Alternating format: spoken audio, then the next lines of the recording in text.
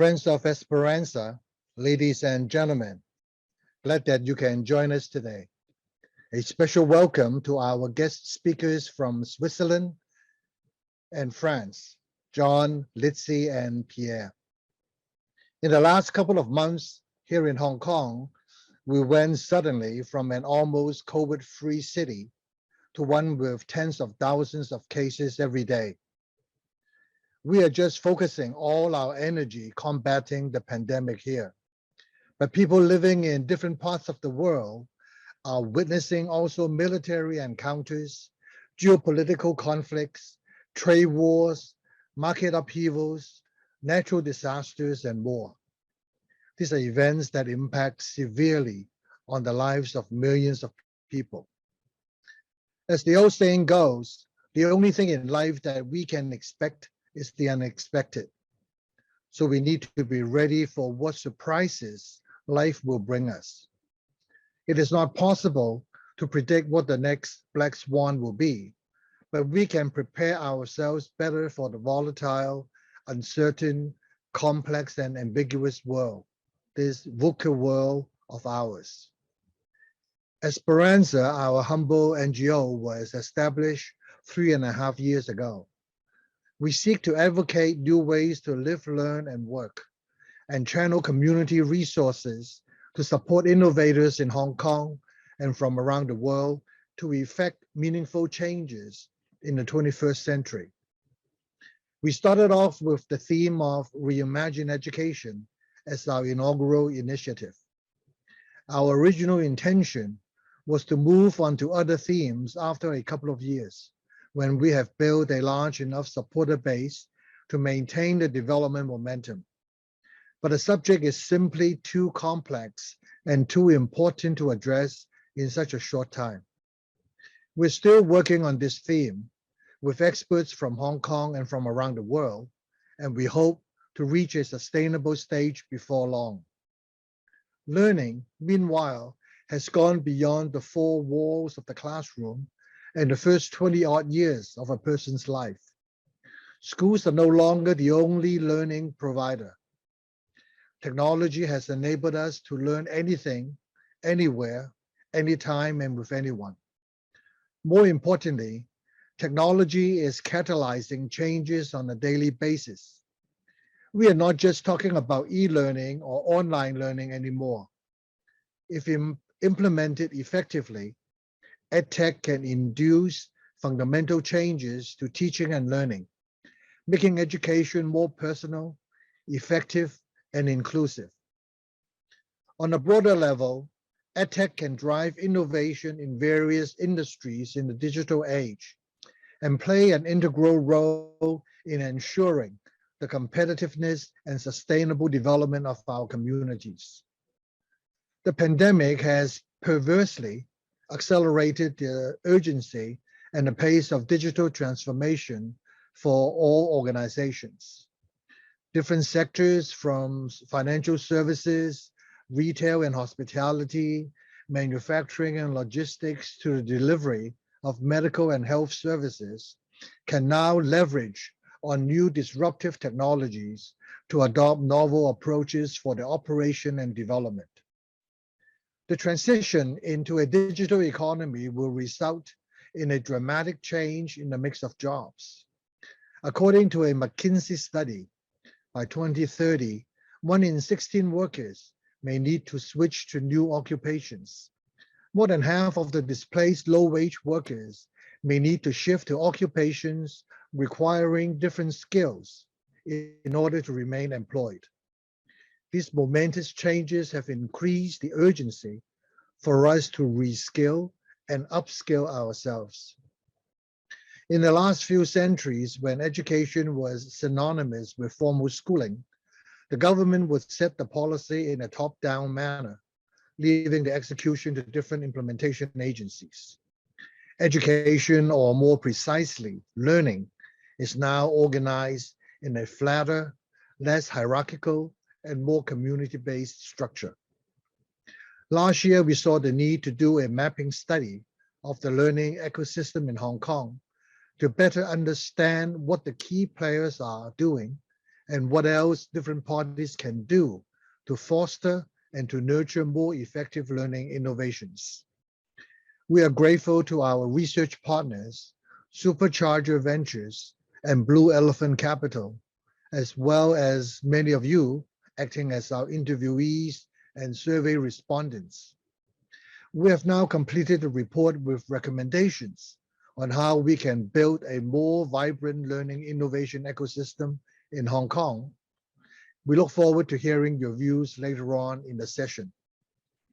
In formulating the recommendations, we made reference to a UNESCO policy framework on the essentials of an effective and system-wide change strategy.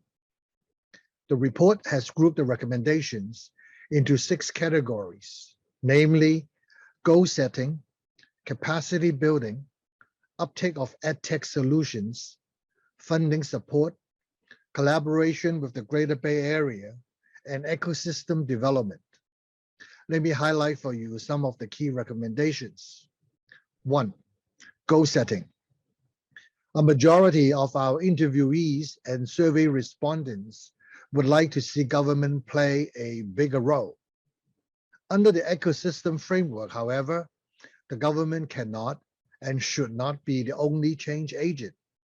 But having said that, public authorities can play an important signaling role.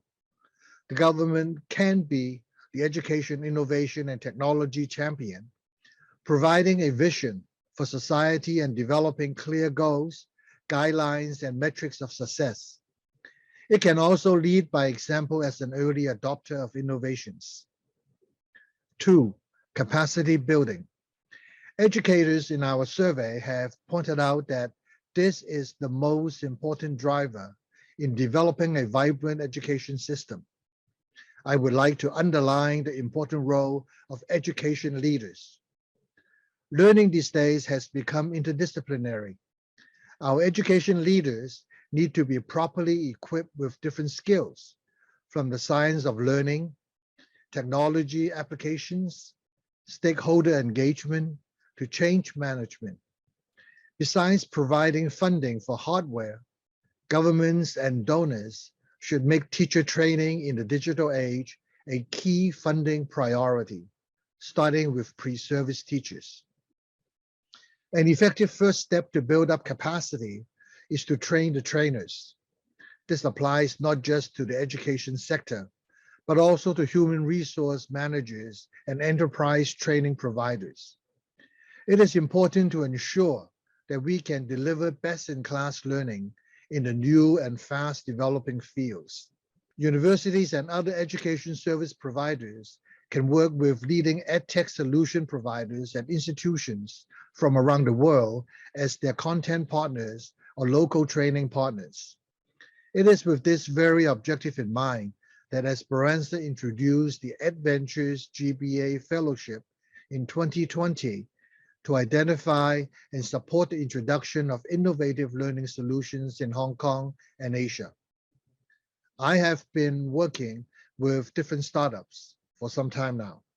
I see them as catalysts of change in every society. To build a pipeline for impactful innovators, we have to build the capacity of education startups. In the last few years, we have seen the setting up of incubators and accelerators for different industries.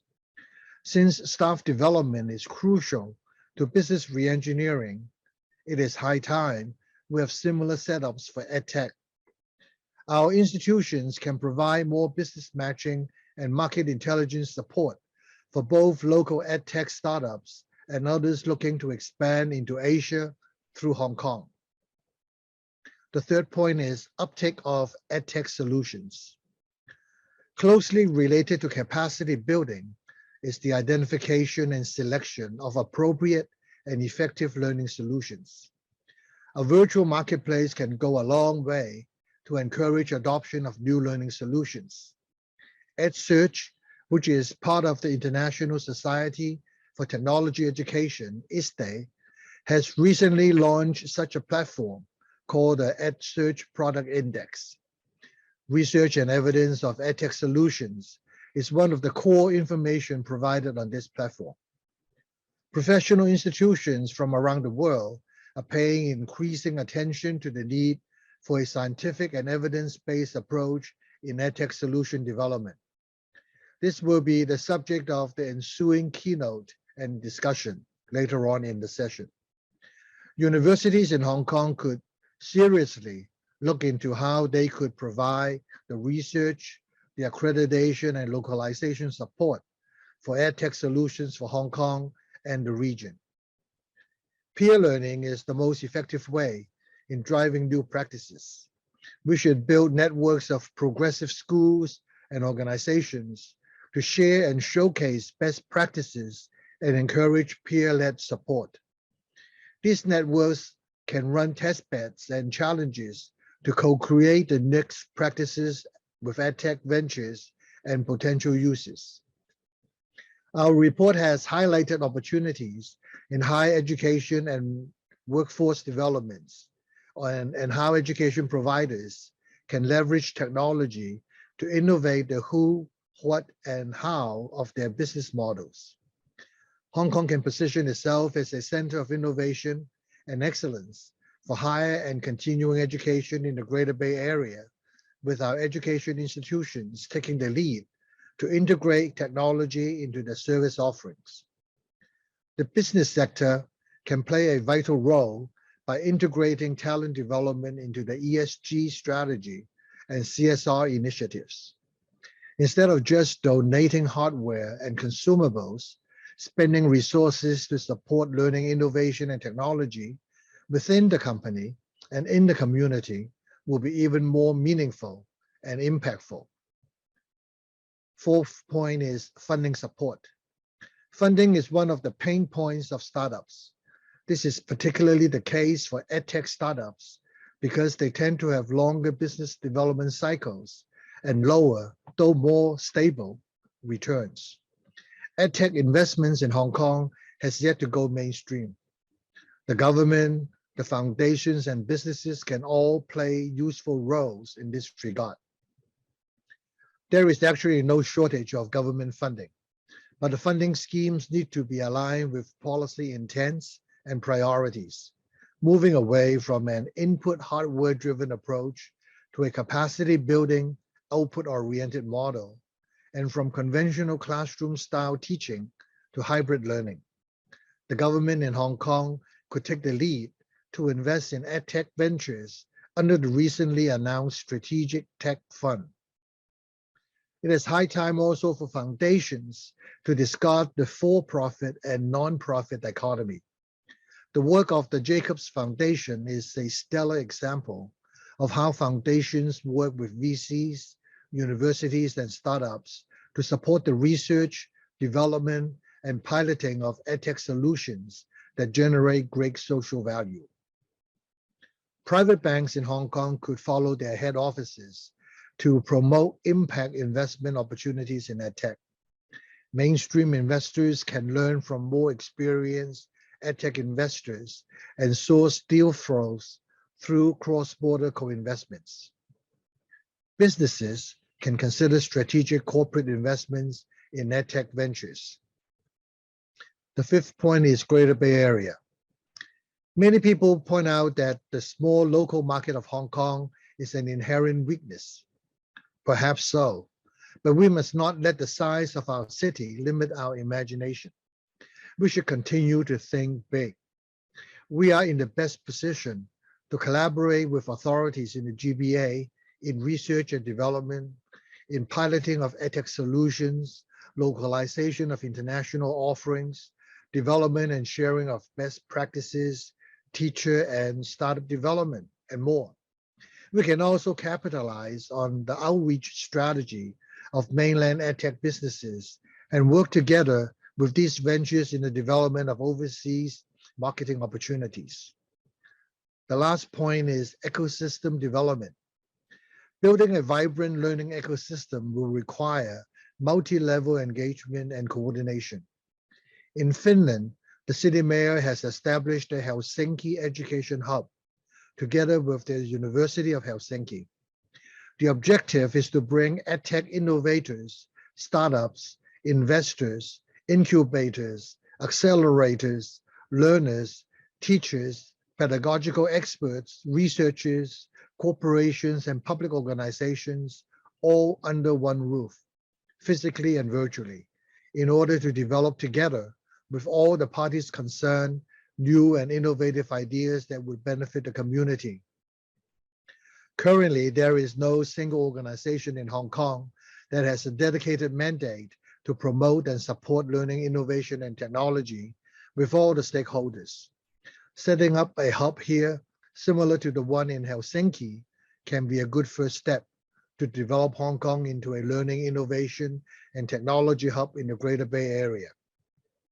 Ladies and gentlemen, we still do not know whether and how the pandemic will end. Some people even believe that we may have to live with a permanent pandemic. The challenge for every society is how we can nurture a VUCA-ready community with the requisite skills to embrace and navigate the many new abnormals. We also have to ensure that our current workforce is well equipped for the digital world. Becoming the learning, innovation, and technology hub in the GBA could be the exact recipe that we need in Hong Kong to inspire and energize everyone in our society to future-proof ourselves. Esperanza looks forward to working together with missionary organizations and funders and all of you to spearhead a learning innovation movement right here in Hong Kong. Thank you very much.